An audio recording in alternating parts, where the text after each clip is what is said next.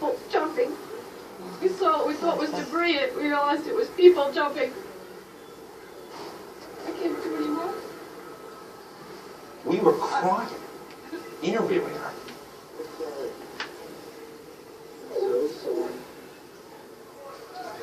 We are back now with Marianne McCune and Beth Bertig, who have been out on the streets this morning. And we're still on the air when I hear another rumble.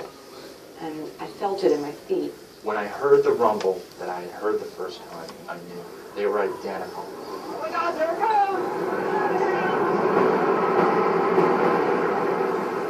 I held as long as I could, that I felt I was safe, and then I ran for my life.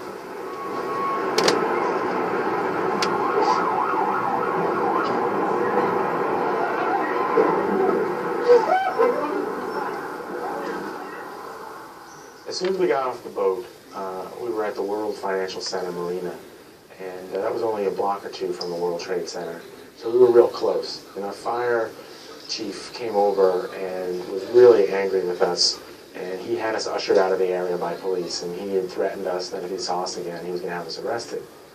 So we just, we took that into consideration and just found another way. Getting the pictures and recording this was the goal here, and I had never quite felt such a strong desire to reach that goal as I did that day, and as I think most journalists did. Sure enough, without much trouble at all, we were right at ground zero, and it was unbelievable. There was mangled metal everywhere, crushed cars, ambulances, fire trucks, and everything was covered with dust. There was virtually no color anywhere. Everything had this white film of dust on it, plus the air was cloudy from all the smoke.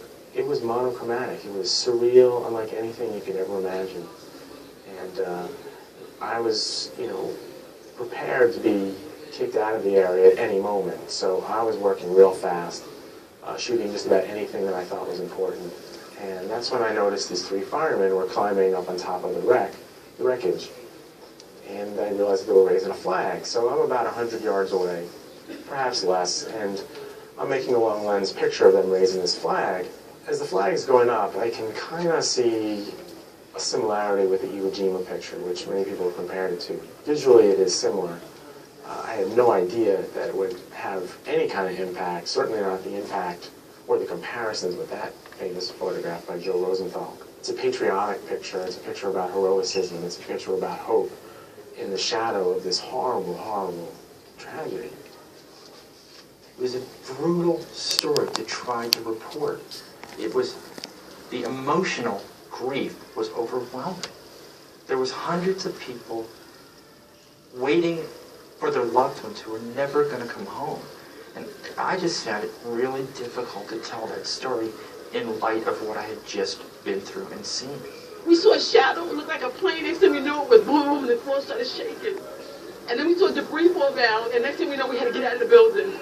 We stuck on the stairs for a while. We finally got down to the lobby. Then we get to the lobby, which is a big explosion. Journalists, I think, shine because most of the information that you saw from live reports that were at the scene that day were reporters that were going with what they had, what they knew, what they saw, what they were able to gather. It was a battlefield condition, but it was really reporting news as it happened. It just went boom, like a bomb went off. And it was like holy hell coming down them stairs. I had never cried on an assignment before, and I cried half a dozen times that day. Just for, not so much for what I saw, but for what this meant, and how our life would never be the same, and what life would be like from this point on. It was the end of the world. It was the end of my world. It was the end of New York's world. It was the end of all of our world. Everything that we thought was safe was gone. And I kept thinking, what are they going to do to us next? A few days after all this was when we found out the fate of those people who worked for Kenneth Fitzgerald. The people who were in those buildings up until